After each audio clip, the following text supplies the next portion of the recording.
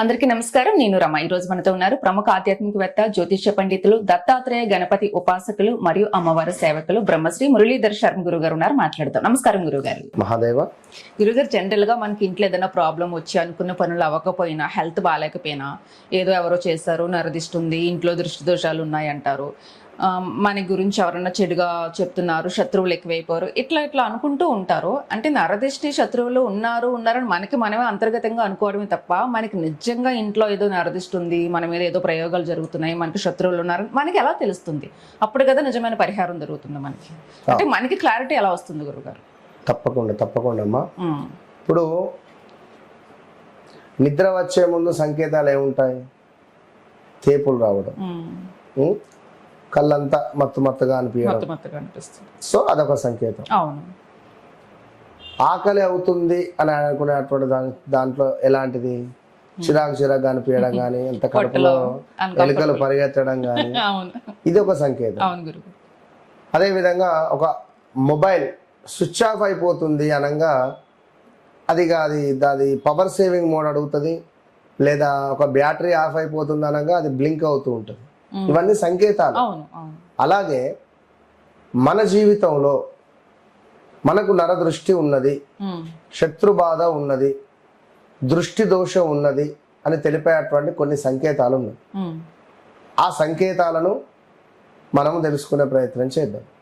అయితే ఇక్కడ శనైశ్చరుడు, రాహుగ్రహము, అష్టమ గురువు, ఉదాహరణకు ప్రజెంట్గా ఉన్న సిచ్యువేషన్లో మేషరాశి వారికి విపరీతమైనటువంటి నరఘోషలో వీళ్ళున్నారు. అవునా? రెండవది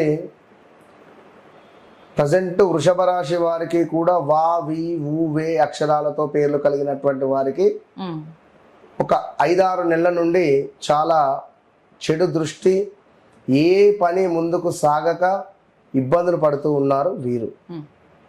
ఇక అల్టిమేట్గా ధనస్సు రాశి వారైతే 2 months నుంచి చిమ్మని చీకట్లో ఉన్నారు. అసలు ఏంది అర్థమైతలేదు. వారికి లైటరు దొరకలేదు, మ్యాచ్ బాక్స్ దొరకటం లేదు, లైట్ వేద్దామన్న స్విచ్ దొరకట్లేదు, తిరుగుతూ ఉన్నారు. ఏంది అర్థమైతే చెప్తా తప్పకుండా. సో అటు పిమ్మట ప్రజెంట్గా కన్యా రాశి వారు కమింగ్ సూన్ లో ఉన్నారు. సింహరాశి వారు కూడా ఆల్మోస్ట్ 11 నెలల నుండి చీకట్లోనే ఉన్నారు. నెగిటివ్ ఇంపాక్ట్, అసలు గొడవలు, కోర్టు రిలేటెడ్. మొట్టమొదటిది మేషం, ఇప్పుడు ప్రజెంట్గా వృషభం యాడ్ అయింది. అండ్ 2020, 21, 22లో మిథునానికి, 2022, 23, 24లో కర్కాటక రాశి వారికి సంకేతాలు నేను చెప్పేటివి. ఉదాహరణ, ఇప్పుడు మేషరాశి వారికి గత ఒక 1.5 year నుండి, కన్యా రాశి వారు కమింగ్ సూన్ లో ఉన్నారు. తులారాశి వారికి 2025 మొత్తము బ్యాడ్ ఈవెంట్స్, చిమ్మని చీకటి. వృశ్చిక రాశి వారికి అయితే 2021 ఆగస్టు నుండి 2023, 2024లో ఒక్కసారి ఏదో ఇట్లా వెళ్తున్న ఒక వెలిగి మళ్ళా బంద్ అయింది. 25 కూడా మైనసే. తల్లినో కోల్పోవడాలు, చాలా బ్యాడ్ ఈవెంట్స్ జరిగినవి. ధనస్సు రాశి వారు ఆల్మోస్ట్, మకర రాశి వారికి, అదేవిధంగా కుంభరాశి వారికి, అంటే ఒక్కొక్కరికి ఒక్కొక్క సమస్యలతో నెగిటివ్ ఇంపాక్ట్. అయితే నేను చెప్పేది ఏమిటంటే, ఇంట్లో విపరీతమైనటువంటి గొడవలు ఏర్పడడం, ఉన్నట్టుండి ఇంట్లో కరెంటు సమస్యలు రావడం, లీకేజెస్ ఏమిటి, మనకు గోడల లోపల వాటర్ లీకేజ్ అయ్యి గోడ తడిగా అయిపోయేటువంటి పరిస్థితి ఉంటుంది. రేపు రండి మీకు ఈ పని అయిపోతుందని చెప్తే, రేపు మనం అక్కడికి వెళ్ళేసరికి ఆఫీసే ఓపెన్ కాదు, లేదా ఆఫీస్ తాళం వేసి ఉండడం, అరే ఫోన్ చేస్తే స్విచ్ ఆఫ్, తలచిన పనులు కుంటుపడుట, దుఃఖముగా అనిపించడం, చాలా బాధగా అనిపించడము. నమ్మినటువంటి వారే మనకు వెన్ను చూపుతూ ఉంటారు, మోసపూరితంగా ఉంటారు.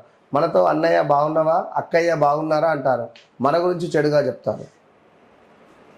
కొత్త వ్యక్తి మన జీవితంలోకి పరిచయం అవుతాడు. ఈ కొత్త వ్యక్తి మన జీవితంలోకి పరిచయం అయిన తర్వాత వాని దగ్గర నుండి కొంత డబ్బులు మనం తీసుకుంటాం, రూపాయలు తీసుకుంటే వాడు 90 రూపాయలు తిరిగి మన దగ్గర 100 రూపాయలు తీసుకుంటాడు. రేపు పొద్దున ఇస్తా మీకు, లేదా పళ్ళ దగ్గర ఇన్వెస్ట్మెంట్ చేద్దాం, డబ్బులు తిరిగి వస్తాయి, కలిసి వస్తాయి, కథం మోసపోతారు. అలాంటి సిచ్యువేషన్స్. మరీ ముఖ్యంగా ఇంట్లో మనశ్శాంతి ఉండదు, నిద్ర పట్టదు, భార్యాభర్తలకు విపరీతమైనటువంటి గొడవలు ఏర్పడతాయి. ఇలాంటి సిచ్యువేషన్స్.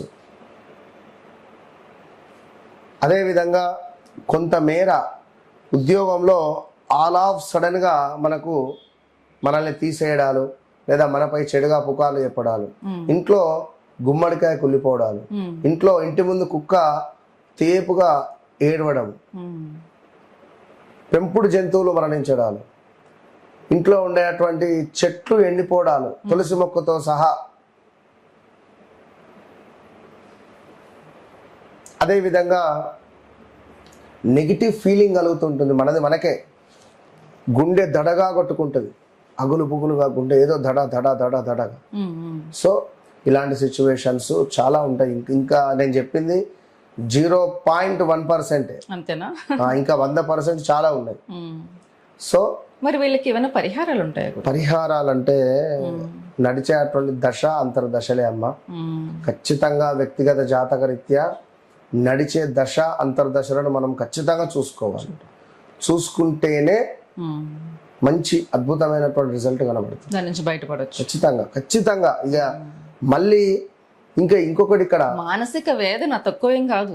మళ్ళీ ఇంకొకటి ఏంటి అంటే, ఇంటి ముందు నిమ్మకాయలు ఎవరైనా కట్ చేసి వేయడాలో, తెల్ల ఆవాలు చల్లిపోవడాలో, లేదా ఏమైనా వస్తువులు దొరకడాలో, ఇంటి వెనకాలలో ఇంటి ముందో ఏమైనా నీళ్లు చల్లడాలో, మంత్రించినాయి కోడిగుడ్డు దొరకడాలో, ఇలాంటివి కూడా కొన్ని నాకు చాలా వచ్చినవి కేసెస్. ఇట్లా ఉన్నది, ఇది పరిస్థితి, చేతబడి జరిగింది, చేతబడి తీయగలుగుతారా, ఇలాంటివి చేతబడులకు గురి అవ్వడాలు, దగ్గర మనతో ఉంటూ మనతో తింటూ మన రక్త సంబంధికులే చేతబడి కూడా చేసేటువంటి పరిస్థితి ఉంటుంది.